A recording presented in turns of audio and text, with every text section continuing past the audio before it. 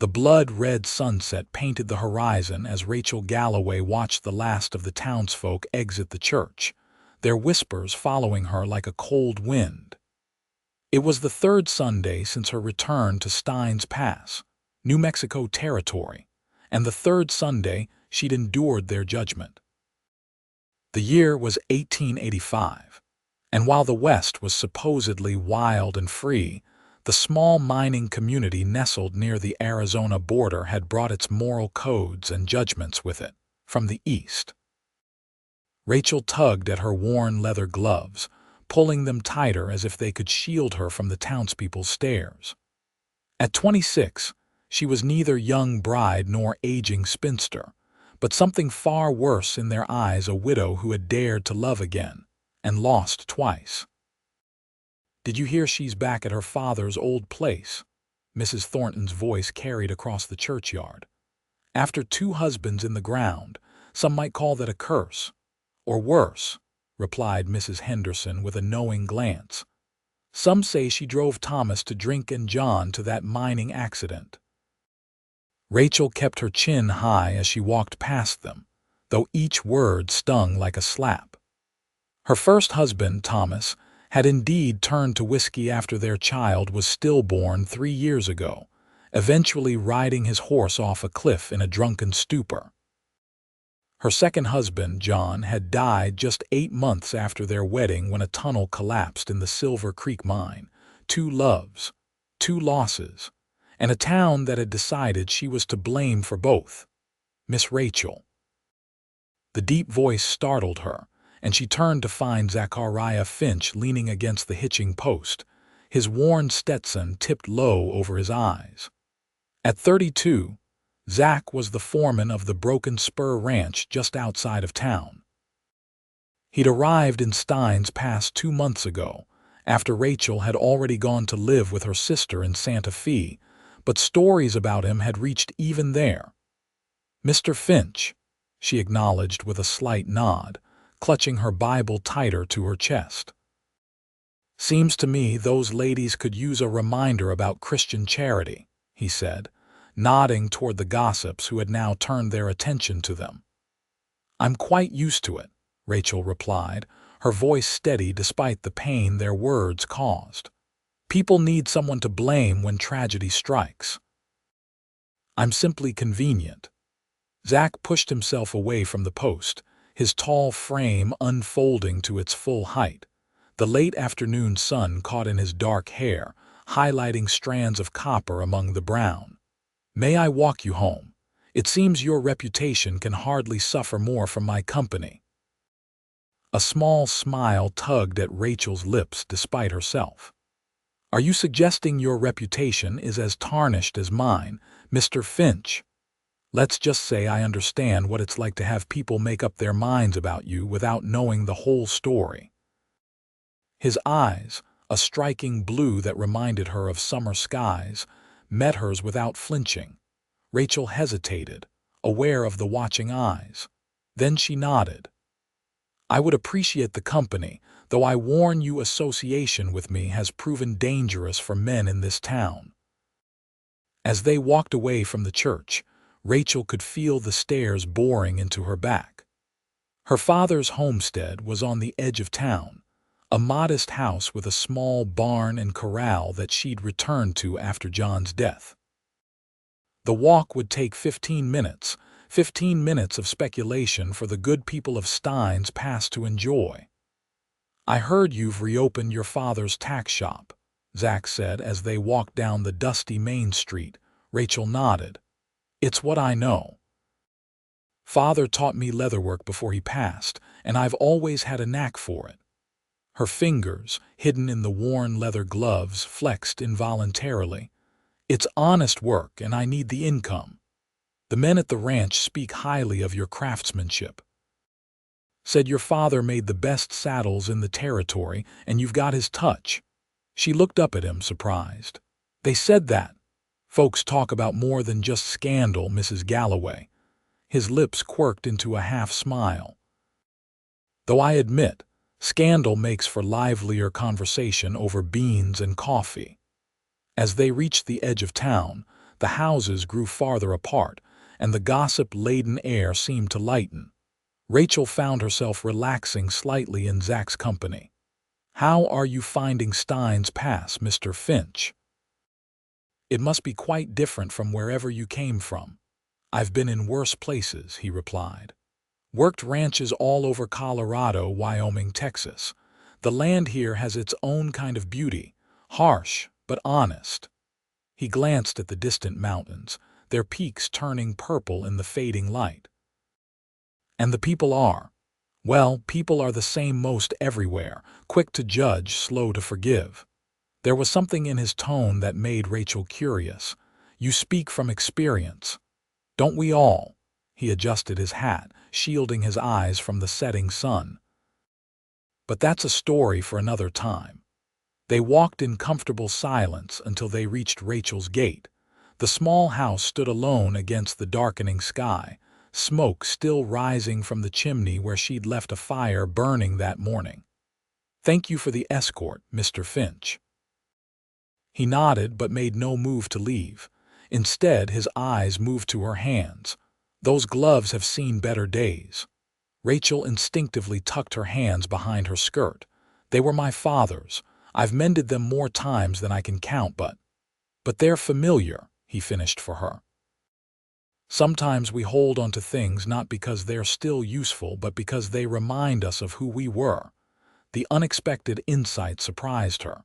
"Yes," she said softly. "Exactly that. I should be going."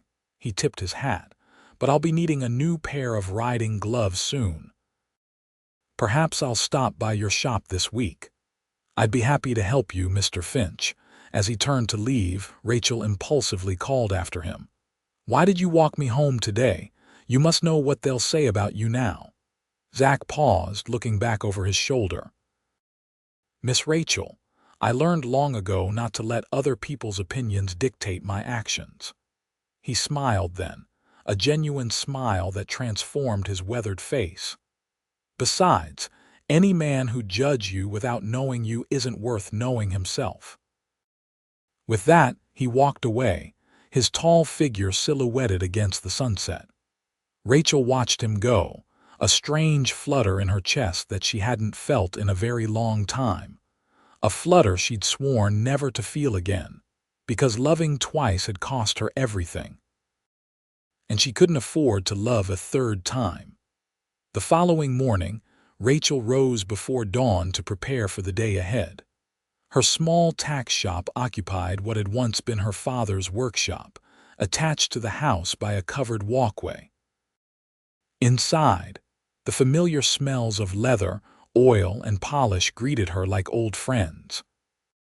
She lit the lanterns, casting a warm glow over the workbench where several projects awaited her attention. A bridle that needed new reins, a saddle with a torn fender, and a pair of chaps she was crafting for one of the cowboys from the Diamond T Ranch.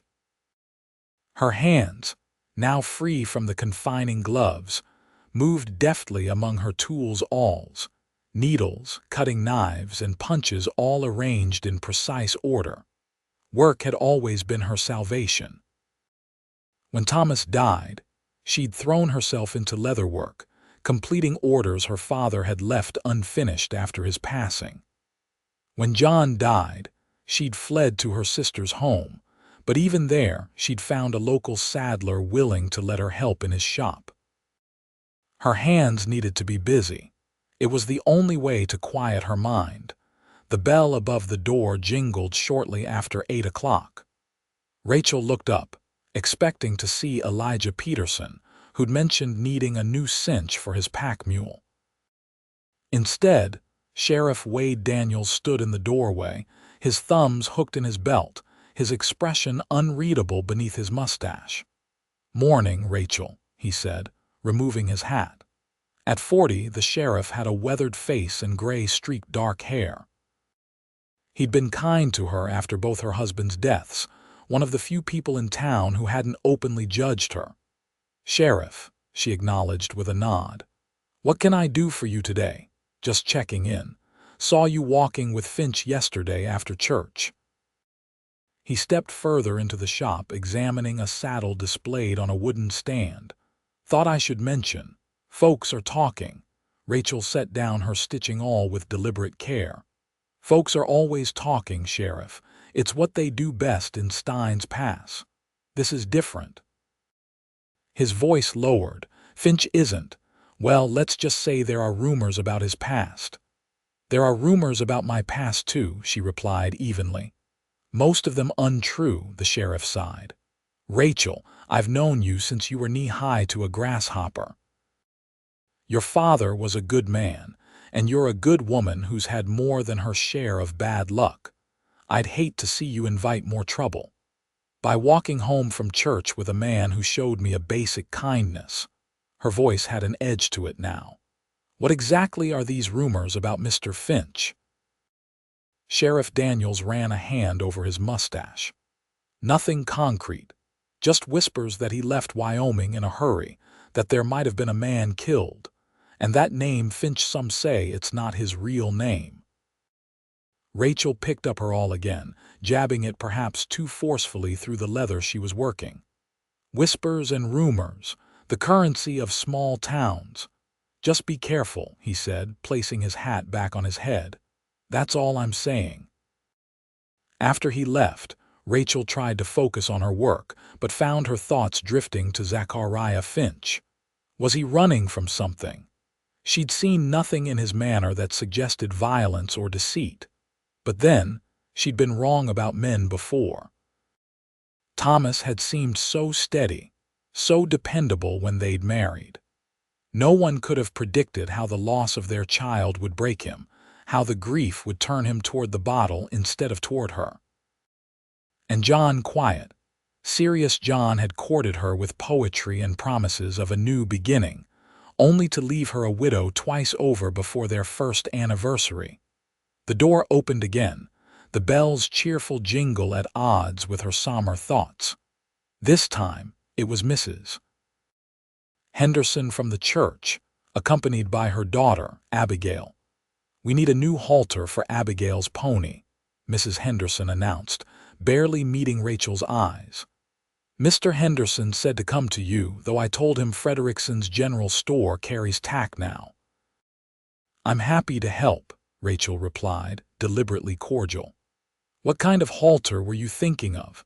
I have several ready-made, or I could craft something special." While Abigail excitedly examined the different styles of halters, Mrs. Henderson leaned across the counter, lowering her voice. "I saw you with that cowboy yesterday. Aren't you afraid?" "Afraid of what, Mrs. Henderson?" "Of what people will say, after 2 husbands." She glanced at her daughter to ensure she wasn't listening. "Some are saying you're cursed, that any man who loves you is doomed." Rachel's fingers tightened around the piece of leather she was holding. "And do you believe that, Mrs. Henderson?" The older woman had the grace to look uncomfortable. "It's not for me to say, but it does seem unusual." "What's unusual is how quickly people forget that I lost my husband and my child," Rachel said quietly, her voice steady despite the anger building inside her. "How they forget that I mourned Thomas for a full year before John even spoke to me. How they forget that mining accidents happen every day in this territory."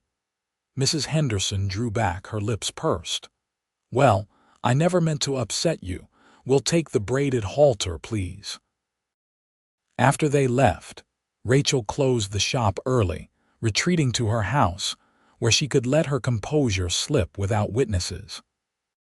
She sank into her father's old rocking chair, and finally allowed the tears to come, tears of frustration, of loneliness, of the cumulative weight of carrying other people's judgments. Her father had always told her that the opinions of others mattered less than the truth in her own heart. But living by that philosophy was harder than he'd made it sound, especially in a place like Steins Pass, where a person's standing could mean the difference between having customers or watching your business wither away. A knock at the door startled her from her thoughts. Hastily wiping her eyes, Rachel smoothed her apron and went to answer it, On her porch stood Zachariah Finch, hat in hand, looking somewhat uncomfortable. "Mr. Finch," she said, surprise evident in her voice. "Miss Rachel." He shifted his weight. "I apologize for calling at your home rather than your shop. I saw you close up early and—" He paused, taking in her reddened eyes. "I've come at a bad time." "No, she stopped, unsure why she was about to lie. "Yes, it's not the best time, but I welcome the distraction." "Would you like some coffee?" He hesitated, then nodded. "That would be kind, thank you." Rachel led him into her small parlor, gesturing for him to take a seat while she busied herself at the stove, grateful for the chance to compose herself. When she returned with 2 cups of steaming coffee, she found him examining a photograph on the mantel. "Your family?" he asked. "Yes, my parents, my sister Mary and me." She handed him a cup. "That was taken just before my father passed. My mother died when I was young." Zach studied the photograph. "You have his eyes, kind eyes." Rachel sat across from him, cupping her hands around her mug. "You said you needed new riding gloves." He set the photograph down carefully.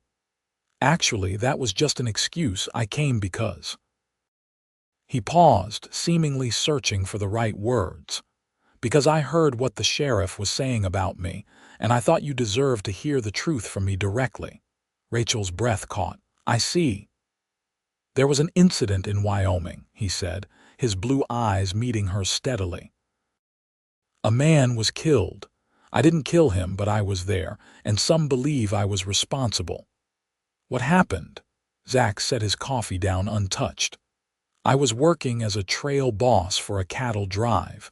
We had a cook, Emmett Hayes, mean-spirited man with a habit of picking fights. One night he got into it with one of the young hands, a boy of about 19. Things escalated. Emmett pulled a knife." He paused, the memory clearly painful. "I stepped in, we struggled, and Emmett fell, his knife." He made a gesture toward his chest.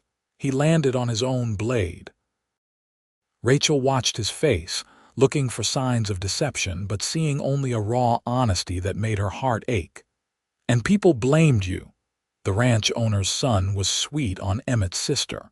"He spread word that I'd murdered Emmett in cold blood." Zach's jaw tightened. "By the time the sheriff investigated, half the county believed I was a killer. The sheriff knew the truth but suggested it might be best if I moved on, so I did." "And your name," the sheriff mentioned. A wry smile crossed his face. "Finch is my mother's maiden name. My full name is Zachariah Finch Foster. I started using Finch after Wyoming, thinking a small change might help distance me from the rumors." He shrugged. "Turns out rumors have a way of following you regardless." "Yes," Rachel said softly, "they certainly do."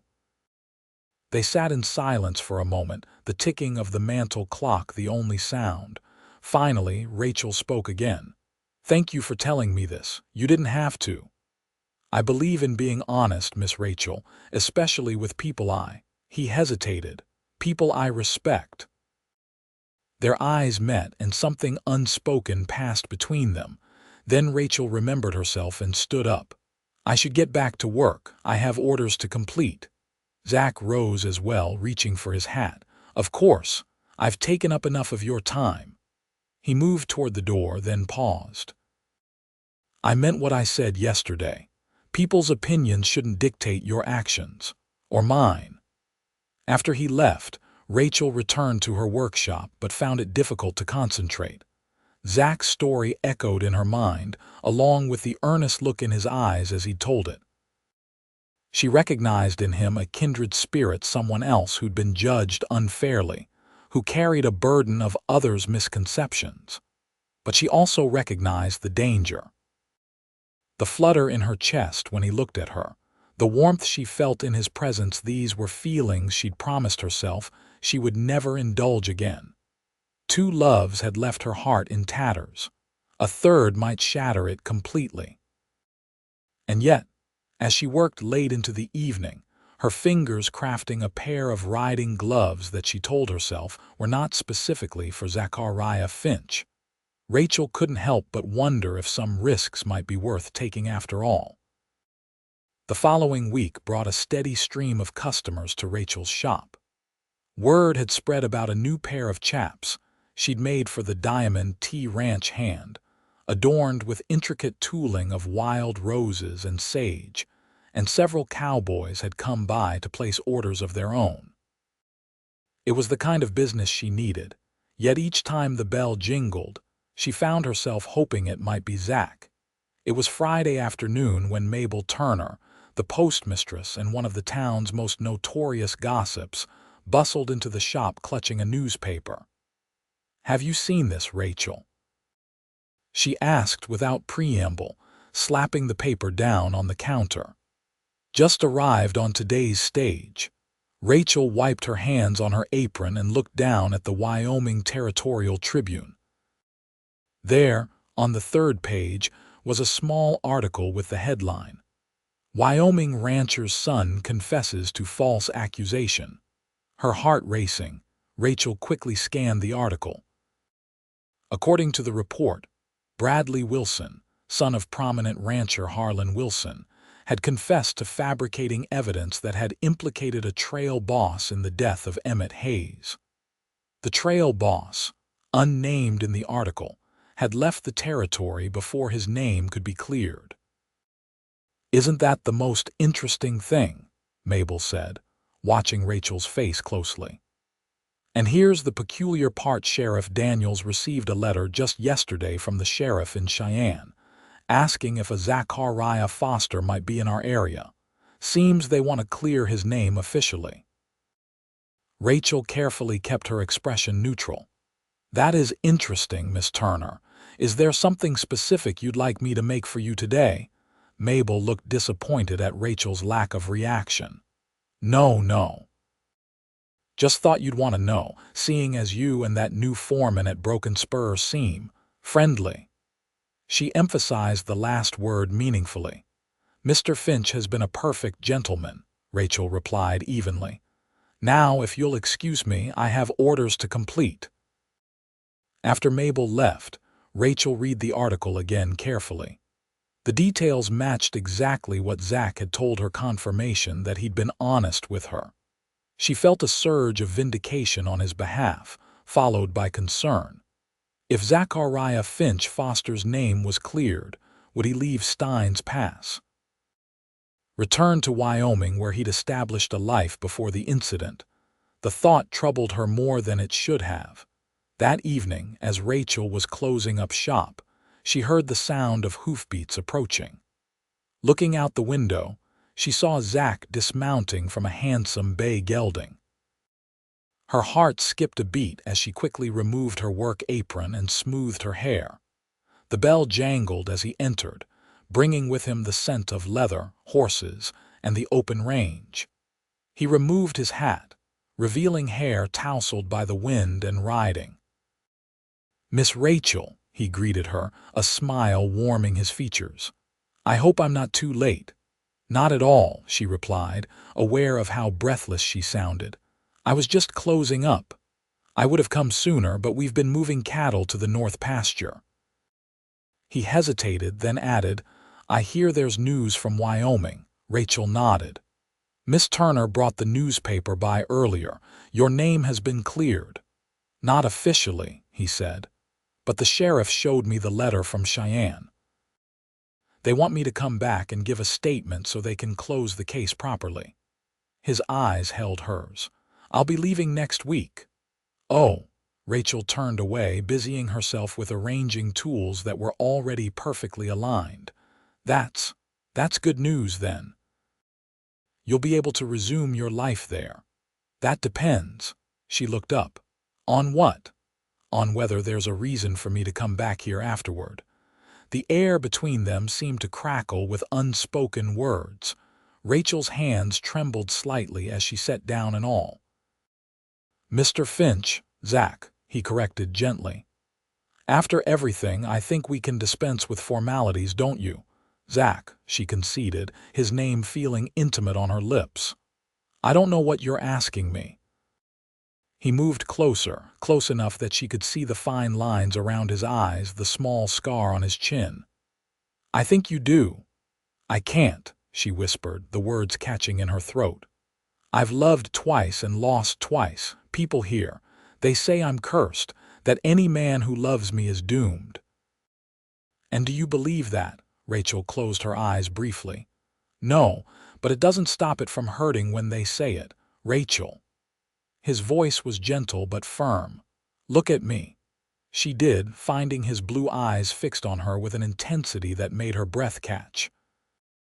"I've never put much stock in curses," he said. "I believe we make our own luck, good and bad. And I believe that a heart that's loved and lost is stronger than one that's never loved at all." "You don't know what you're saying," she protested. "The way people talk, let them talk," he interrupted. "Their words can only hurt us if we let them." He reached out, hesitating just shy of touching her.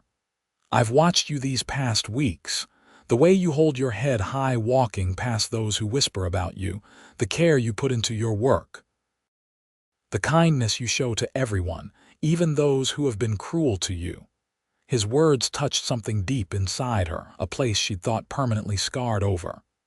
The shop door flew open, the bell jangling violently. Sheriff Daniels stood there, his face grim. "Finch, we need to talk." Zach straightened, his hand dropping to his side. "What's this about, Sheriff?" "Got a telegram from Cheyenne." The sheriff's eyes flicked between them. "Bradley Wilson's been shot. He's claiming it was one of your friends seeking revenge." Rachel gasped. "That's ridiculous." "Zach's been here for months." "I know that," the sheriff said impatiently. "But Wilson's father is influential and he's demanding Finch's arrest." Zach's expression hardened. "On what grounds? I haven't set foot in Wyoming since I left 2 years ago." "Conspiracy, they're saying." "That you arranged it," the sheriff sighed. "Look, I don't believe it either, but I've got to follow procedure. I need you to come with me to answer some questions officially." Rachel stepped forward. "This is absurd. You can't possibly think it's all right," Zach said, touching her arm gently. "I have nothing to hide." He turned to the sheriff. "I'll come willingly, but I want it noted that I deny any involvement in whatever happened to Bradley Wilson." As the sheriff led Zach away, Rachel stood in the doorway of her shop, a cold fear gripping her heart. The familiar whispers had already started among the few people on the street, their eyes darting between her and Zach's retreating figure. "Another one," someone murmured. "Poor woman draws trouble like honey draws flies." Rachel squared her shoulders and went back inside, closing the door firmly against the gossip. But she couldn't shut out the worry that had taken root in her heart. Just when Zach's name had been cleared, just when something beautiful seemed possible between them, fate had intervened again. Perhaps they were right. Perhaps she was cursed after all. The news spread through Steins Pass like wildfire. By the following morning, everyone knew that Zachariah Finch was being held in the town jail while the sheriff exchanged telegrams with authorities in Cheyenne. The details grew more sensational with each retelling, until Rachel heard a customer in the general store claiming that Zach was wanted for multiple murders across 3 territories. Unable to concentrate on her work, Rachel closed her shop early and marched determinedly to the sheriff's office. The deputy on duty, young Billy Hancock, looked up in surprise when she entered. "Miss Rachel," he stammered, rising to his feet. "Sheriff's not here right now." "I'm not looking for the sheriff," she replied. "I'd like to speak with Mr. Finch, please." Billy fidgeted uncomfortably. "I don't know if that's allowed, madam." "Is he under arrest, Deputy Hancock?" "Well, no, not exactly. Sheriff's just holding him until we hear back from Wyoming." "Then he's entitled to visitors," Rachel stated firmly. "And I have business to discuss with him regarding an order for the Broken Spur Ranch." Billy hesitated, then shrugged. "I suppose it can't hurt. Just for a few minutes, mind." He led her to the cells at the back of the building. There were only two. Steins Pass didn't have much need for extensive jail facilities, and Zach occupied the one furthest from the door. He was sitting on the narrow cot, a book open in his hands, but looked up sharply when he heard their approach. "Rachel," he said, rising quickly. Surprise and something warmer flickered across his face. "5 minutes," Billy said, unlocking the cell door to let Rachel in. "I'll be at my desk." When they were alone, Rachel found herself suddenly unsure what to say. Zach looked tired, a shadow of stubble darkening his jaw, but his eyes were clear and steady as they met hers. "You shouldn't be here," he said quietly. "It'll only give people more to talk about." "People will talk regardless," she replied, echoing his own words back to him. "How are you?" He smiled faintly. "I've been in worse places. Sheriff Daniels is a fair man. He's doing his job, but he's not convinced I'm involved in what happened to Wilson." "What exactly did happen?" "According to the telegrams, Bradley Wilson was shot while leaving a saloon in Cheyenne. He's alive, but claimed the shooter yelled something about this is for Foster before firing." Zach shook his head. "It's nonsense. I haven't had contact with anyone in Wyoming since I left." Rachel's hands twisted nervously in her skirt. "What will happen now?" "The sheriff is waiting to hear from the Cheyenne authorities. Once they confirm I've been here in Steins Pass for the past 2 months, they'll have to look elsewhere for their conspirator." He moved closer, his voice softening. "Rachel, about what I was saying before the sheriff interrupted." Her heart quickened. "Yes, I meant it, every word." He reached for her hand, his touch warm and sure. "I know you've been hurt. I know you're afraid to risk your heart again, but some things are worth the risk." Rachel looked down at their joined hands. "What if the rumors are true? What if I am cursed? I couldn't bear it if something happened to you too." "Look at me," he said gently. When she raised her eyes to his, he continued. "Do you believe in curses, Rachel? Truly believe?" She thought of Thomas, drunk and reckless in his grief.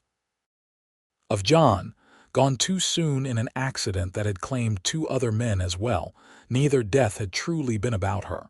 "No," she admitted finally. "I don't. Neither do I. I believe in choices, in taking chances." His thumb traced circles on the back of her hand. "And I choose to take a chance on you if you'll let me." The cell door opened and Billy cleared his throat awkwardly. "Time's up, Miss Rachel." Reluctantly, she withdrew her hand from Zach's. "I should go." "Will you come back tomorrow?" Zach asked, his eyes never leaving hers. "Yes," she promised. "I will." Rachel kept her word, returning to the jail the following day despite the disapproving looks she received from several townspeople as she walked down the main street. This time, Sheriff Daniels himself was on duty. "He's not here," the sheriff said before she could speak. Rachel's heart plummeted. "What do you mean? Has he been taken to Wyoming?" No, the sheriff hastened to add. "Got a telegram from Cheyenne this morning. The shooter confessed, turned himself in at the marshal's office. He was Bradley Wilson's gambling partner, had nothing to do with the old case. Wilson owed him money and made up the story about revenge to avoid paying his debts." Relief washed over Rachel. "So Zach is free." "Released him an hour ago. He headed straight for the Broken Spur." Rachel thanked the sheriff and hurried back to her shop, her mind racing. Zach was cleared, truly cleared this time of any wrongdoing, yet he'd gone directly to the ranch without stopping to see her. What did that mean? She tried to focus on her work, but found herself constantly glancing at the door, hoping to hear the bell jingle and see Zach walk in. By closing time, he still hadn't appeared, and a heavy disappointment settled in her chest. Perhaps he'd reconsidered. Perhaps the intensity of their conversation in the jail cell had been born of the situation, rather than genuine feeling. The sun was setting as Rachel locked the shop door and headed toward her house. The evening was warm, the air heavy with the scent of sage and distant rain. As she approached her front porch, She noticed something hanging from the door handle, a pair of riding gloves. Not just any gloves. These were exquisitely crafted of the finest leather, with her initials RG tooled delicately into the cuffs. Work she recognized immediately as that of Frederickson's new leatherworker from Santa Fe. "Do they meet with your approval?" The voice came from the shadows of her porch. Zach stepped forward, his hat in his hands, a tentative smile on his face. "You had these made for me?" Rachel asked, taking the gloves down from the door handle. They were soft and supple, clearly expensive. "I thought it was time you had a new pair," he replied. "Your father's gloves have served you well, but perhaps it's time to create new memories." Rachel ran her fingers over the fine stitching. "They're beautiful, but why didn't you come to the shop? I was worried when the sheriff said you'd gone to the ranch." "I had arrangements to make," he explained. "I've resigned from Broken Spur." "Resigned? But why?" He stepped closer.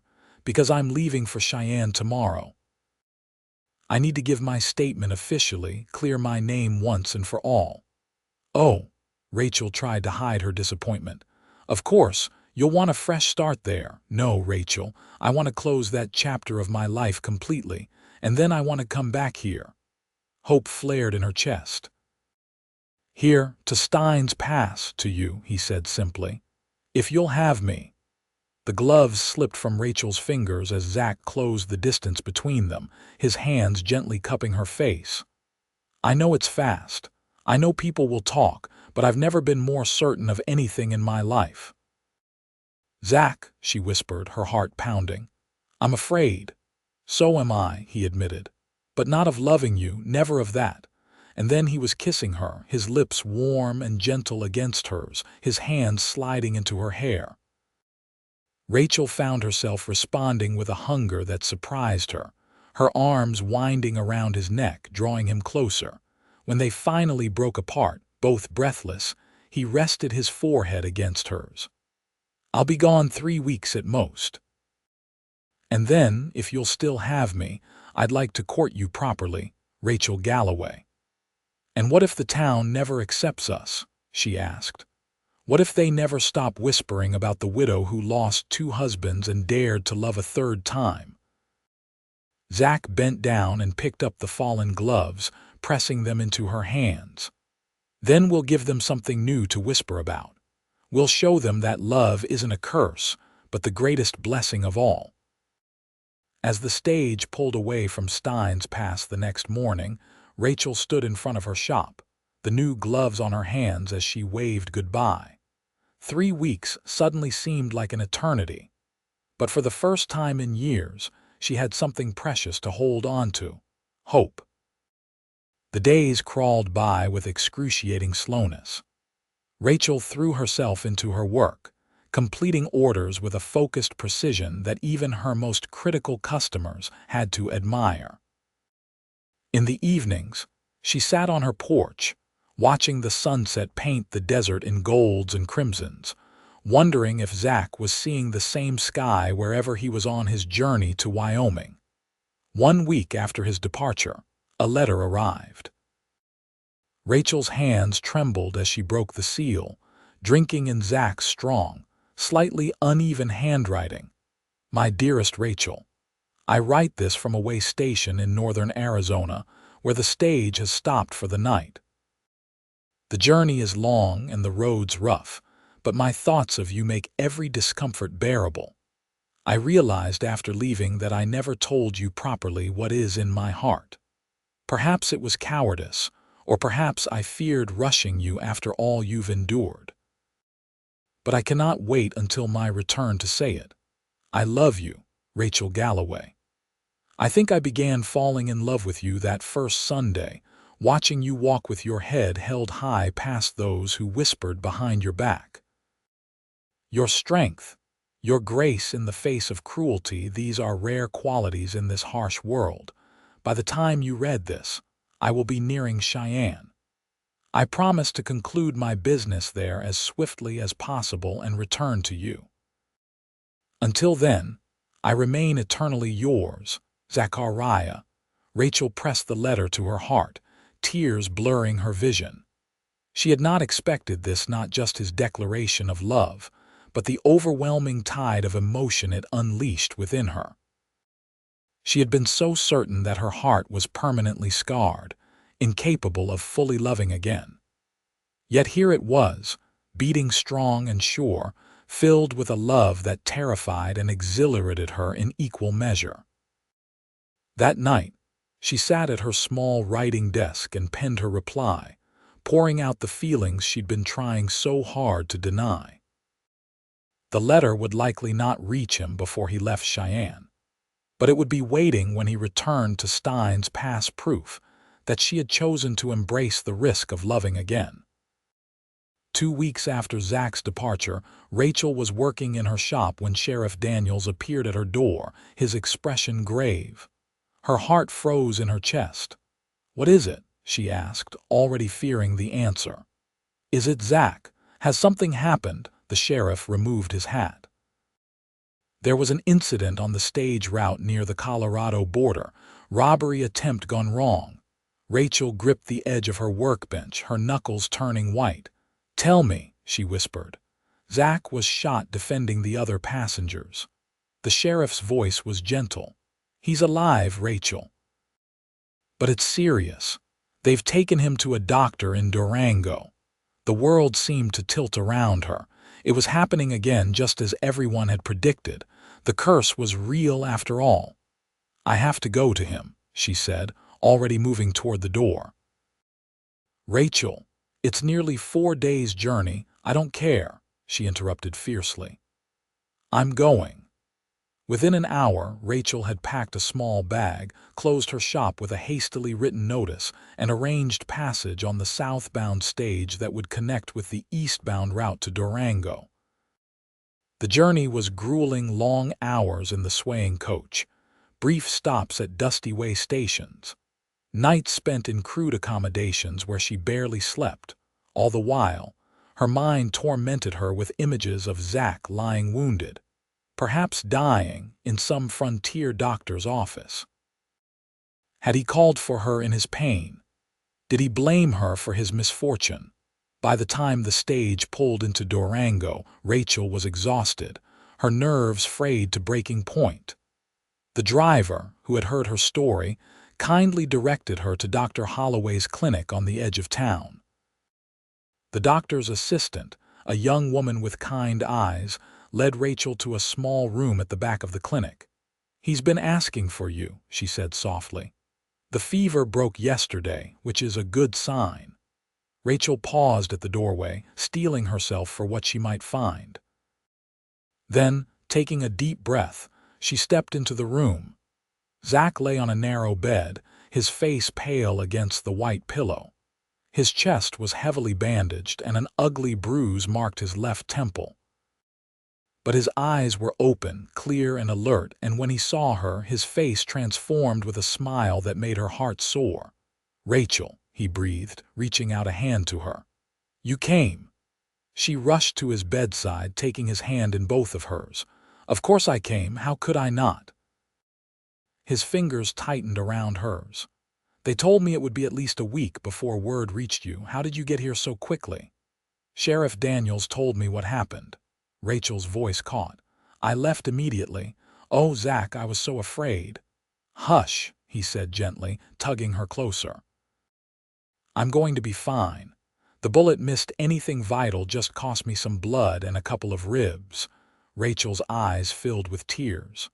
"This is my fault. Everyone said I was cursed, that any man who loved me was doomed. I should have believed them. Rachel, look at me." His voice was suddenly stern. "This was not your fault. The stage was attacked by bandits. It could have happened to anyone." "But it happened to you," she insisted. "Just like it happened to Thomas and to John." Zach struggled to sit up, wincing at the effort. "Listen to me. Thomas made his own choices after your child died. He turned to whiskey instead of turning to you. And John died in a mining accident that killed 2 other men as well. Neither of those tragedies was your doing. And now you," she whispered, "shot protecting strangers." "Yes," he agreed. Shot doing what any decent man would do when women and children were threatened. Shot making a choice that had nothing to do with you and everything to do with who I am. His eyes held hers, intense and unwavering. I refuse to let you take responsibility for my choices, Rachel. And I refuse to let you believe in this nonsense about a curse. A knock at the door interrupted them. Dr. Holloway, a white-haired man with spectacles perched on his nose, entered the room. "Mrs. Galloway, I presume?" he said, extending his hand. "Your husband has been most anxious for your arrival." Rachel started to correct him, but Zach squeezed her hand, a silent plea in his eyes. "Yes," she said instead. "How is he, doctor?" "On the mend," Dr. Holloway replied, checking Zach's bandages with practiced hands. "The wound is healing cleanly, and his fever has subsided. He's a strong man, should be well enough to travel in another week or so, provided he doesn't overexert himself." He gave Zach a meaningful look. "Which means staying in that bed, Mr. Finch." After the doctor left, Rachel raised an eyebrow at Zach. "Husband," a flush crept up his neck. It was simpler than explaining, and he hesitated, and perhaps it was wishful thinking on my part. The words hung between them, a question unasked but unmistakable. "Zach," Rachel began carefully, "we've known each other barely 2 months, and most of that time you've been either under suspicion or away." "I know," he acknowledged. "It's too soon. I understand that." "No, you don't," she said, surprising herself with her certainty. "What I was going to say is that I've spent years letting other people's judgments control my life. I've let fear keep me from reaching for happiness. I don't want to do that anymore." Hope dawned in his eyes. "What are you saying, Rachel?" She took a deep breath. "I'm saying that life is too short and too precious to waste. I'm saying that I love you, Zachariah Finch, and if you're still offering, I accept." Joy blazed across his face. "Are you sure? People will talk, let them," she interrupted, echoing his words from weeks before. "Their words can only hurt us if we let them." Zach pulled her down to him, his kiss fierce despite his weakened state. When they broke apart, he was grinning. "Well, Mrs. Finch, it seems we've scandalized Steins Pass without even being there." "I think," Rachel said, smiling through her tears, "that we're only just beginning to give them something to talk about." 2 weeks later, Rachel Galloway became Rachel Finch in a small ceremony performed by the local minister in Durango. The only witnesses were Dr. Holloway and his wife, who had taken a liking to the couple during Zach's recovery. It was improper, scandalous even, to marry so quickly, especially for a woman who had already buried 2 husbands. Rachel knew that tongues would wag furiously when they returned to Steins Pass. But as she spoke her vows, looking into Zach's steady blue eyes, she found she didn't care anymore. They took the stage back toward New Mexico territory, Zach still moving carefully to protect his healing wound, but growing stronger each day. The closer they got to Steins Pass, the more apprehensive Rachel became. "We could go elsewhere," Zach suggested as they neared the final leg of their journey. "Start fresh where no one knows our history." Rachel considered it briefly, then shook her head. "No, Steins Pass is my home. My father built that shop, taught me everything I know. I won't be driven away by gossip and superstition." Zach smiled, taking her hand. "That's my brave wife." The stage rolled into Steins Pass on a Sunday afternoon. As they stepped down onto the dusty Main Street, Rachel could already see the curious stares, the whispered conversations behind raised hands.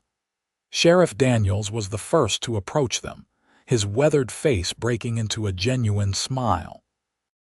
"Welcome back, both of you," he said, shaking Zach's hand and nodding to Rachel. "Word of your adventure reached us. Glad to see you on your feet, Finch." "Thank you, Sheriff," Zach replied.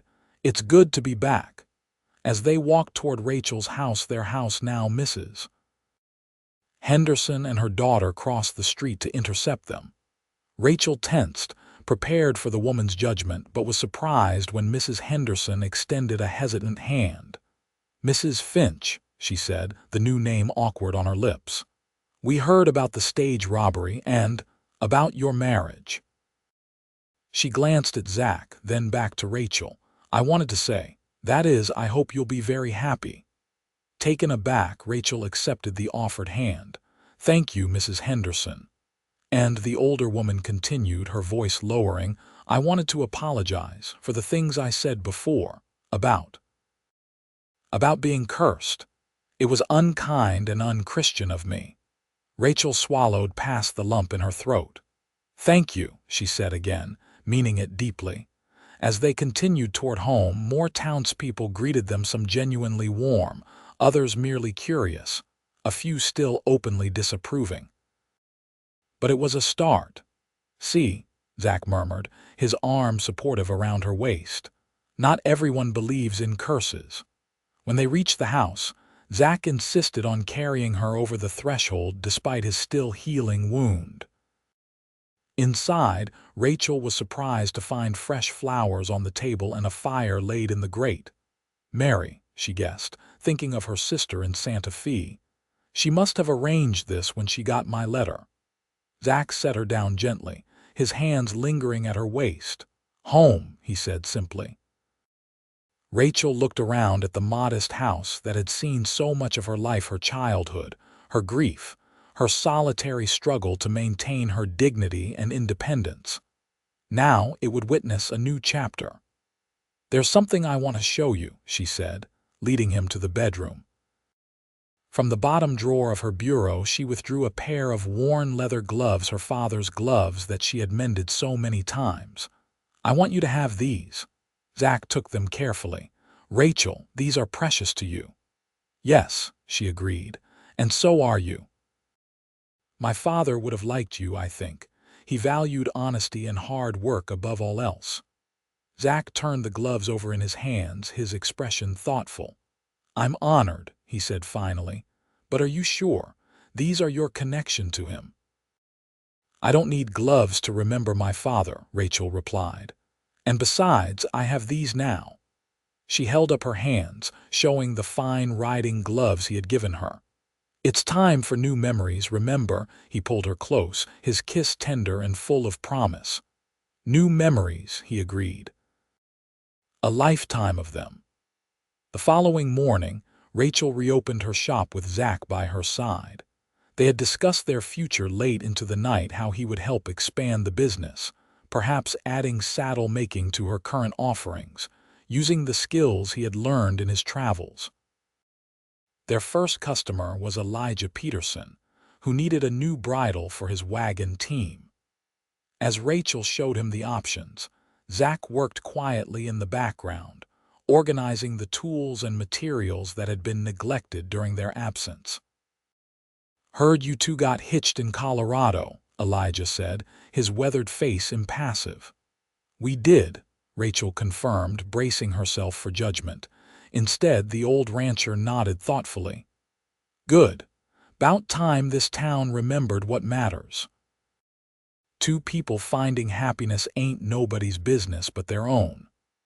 After Elijah left, more customers trickled in throughout the day. Some came with legitimate business, others merely to satisfy their curiosity about Steins Pass's most talked about couple. By closing time, Rachel was exhausted but strangely content. "Not so bad, was it?" Zach asked as they walked home together, the setting sun casting long shadows across the street. "Better than I expected," Rachel admitted. "Though I imagine not everyone will come around so quickly." "They will," he said confidently. "In time."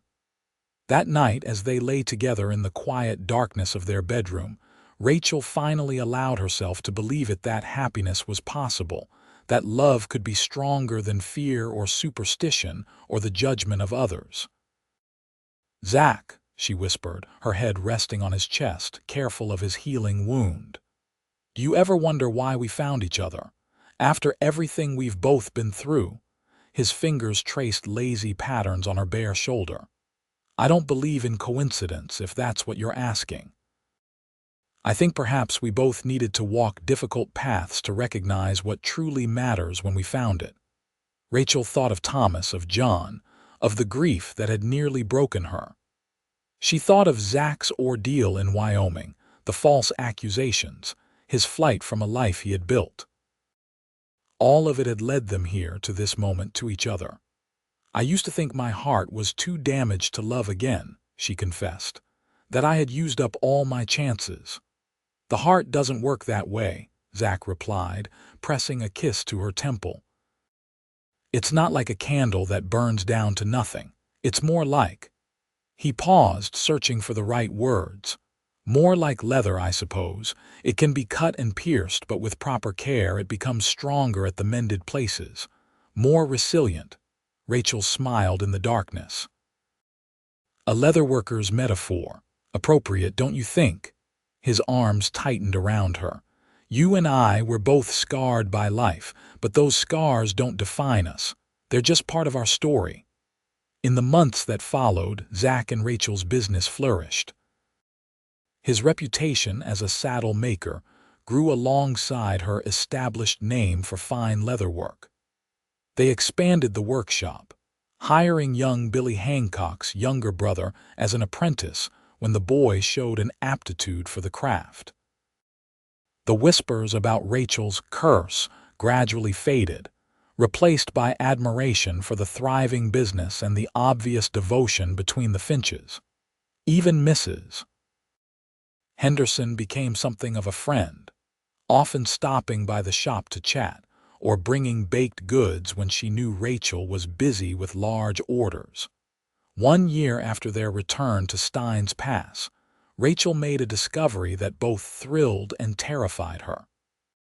She kept it to herself for nearly 2 weeks, watching Zach carefully each evening as they ate dinner, wondering how he would receive the news. Finally, on a quiet Sunday afternoon as they sat on their porch watching a summer thunderstorm roll across the distant mountains, she found the courage to tell him.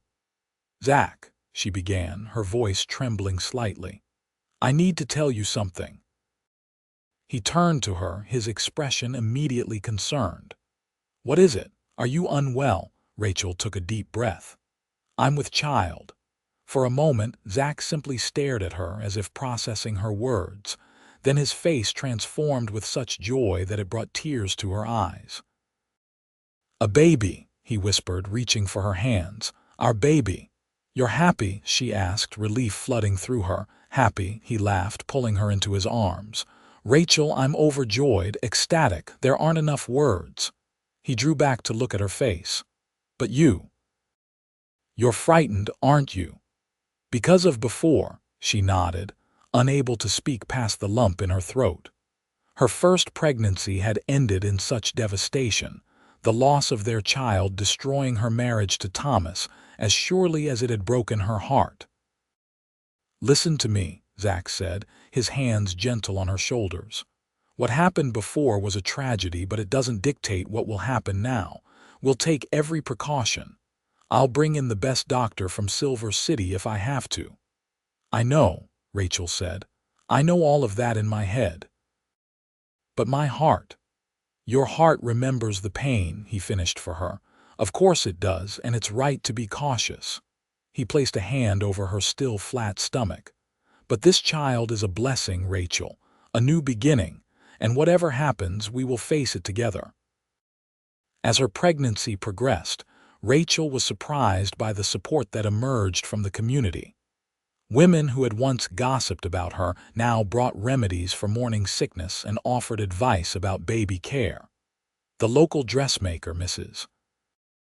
Abernathy, created specially adapted work aprons that allowed Rachel to continue in the shop well into her 7th month.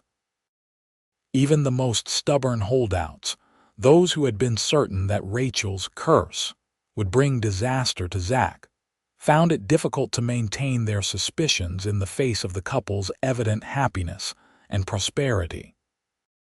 In early spring, after a relatively easy labor, Rachel gave birth to a healthy son they named William Thomas Finch, William for Zach's father, Thomas in memory of Rachel's first husband and the child they had lost. As Rachel held her son for the first time, Zach sitting beside her on the bed, his arm around her shoulders, she felt a sense of completion she had never thought possible again.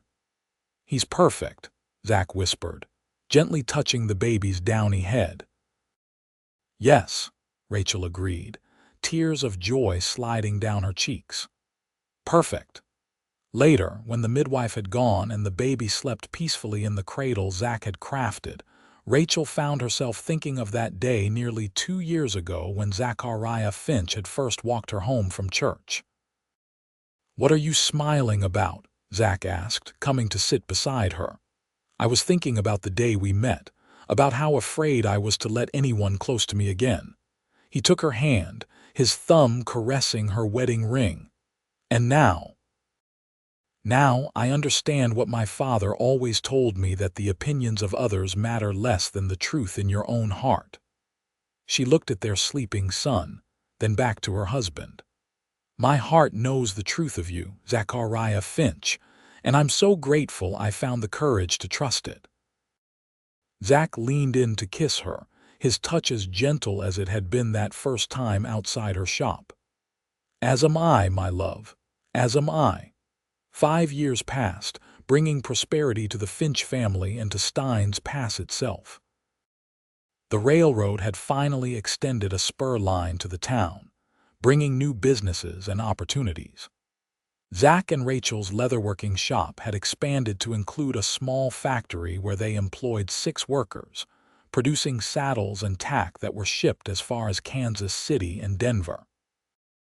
William, now a sturdy 5-year-old with his father's blue eyes and his mother's dark hair, had been joined by a 3-year-old sister, Emma Grace. Rachel, once whispered about as cursed, was now respected as one of the town's most successful business owners and a devoted mother. On a warm autumn afternoon, as Rachel worked on a special order in the quiet of their home workshop while the children napped, she heard the front door open and close. "Rachel," Zach's voice called. "In here," she replied, setting aside the intricately tooled leather piece she was working on. Zach appeared in the doorway, his hat in his hands, an odd expression on his face. At 39, he was still as handsome as the day they'd met, though silver now threaded through his hair at the temples.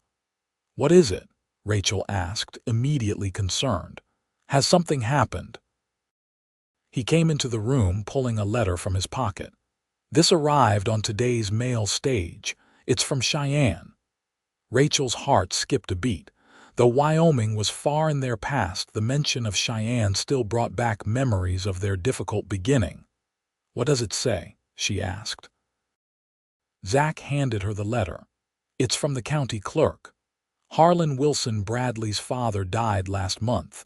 Apparently he had no other heirs and his will specified that his property should go to." He hesitated. "To me." Rachel stared at him in shock, then quickly scanned the letter. "The Rocking W Ranch, 5,000 acres, 200 head of cattle, main house and outbuildings." She looked up. "But why?" "The man blamed you for his son's disgrace. Bradley himself tried to have you arrested. According to the letter, Bradley died 2 years ago, consumption. Before he died, he wrote a full confession exonerating me and apparently convinced his father of the truth." Zach sat down heavily in the chair opposite her. "The solicitor writes that Harlan considered this bequest a form of restitution. What will you do?" Zach ran a hand through his hair, a gesture Rachel recognized as a sign of his agitation. "I don't know. It's valuable land, more valuable now with the railroad expanding northward. We could sell it, invest the money in the business here." Rachel studied her husband's face, reading the conflict there. Or we could go see it," he said cautiously. "Consider if it might be an opportunity." "You want to move to Wyoming?" Rachel asked, surprised. "Leave Steins Pass?" "Not necessarily," Zach said quickly. "But I can't help thinking. William will be school-age soon. Emma too, before long. Steins Pass has grown, but it's still a small town with limited opportunities for education. Rachel considered his words. It was true that she had worried about the children's schooling. The town had only one teacher, elderly Miss Perkins, who taught all 8 grades in the one-room schoolhouse. "We've built a good life here," she said slowly. "The business, our home, our friends." "We have," Zach agreed. "And if you want to stay, we'll stay. This is your home, Rachel. I would never ask you to leave it if that's not what you want." Rachel rose from her chair and moved to the window, looking out at the town that had seen so much of her life, her joys and sorrows, her struggles and triumphs.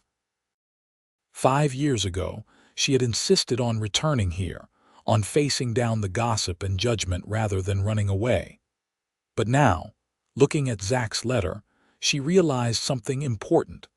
Steins Pass no longer held the power over her that it once had.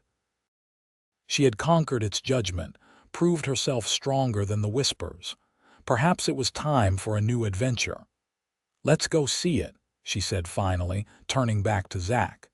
Not to decide immediately, but to consider the possibility. His face lit up with the smile that still made her heart skip a beat after all these years. "You're sure?" "I'm sure that I want to see this place that could be our future." She crossed to him, placing her hands on his shoulders. "And I'm sure that home isn't a place, Zach. It's where we are together, you and me and our children." He pulled her onto his lap, his arms encircling her waist. "Have I told you lately how much I love you, Rachel Finch?" "Every day," she replied, leaning down to kiss him. "But I never tire of hearing it." 6 months later, the Finch family boarded the train that would take them to their new home in Wyoming.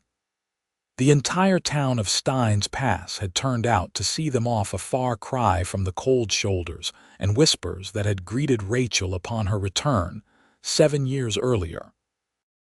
As the train pulled away from the station, Rachel looked out the window at the familiar landscape slowly receding.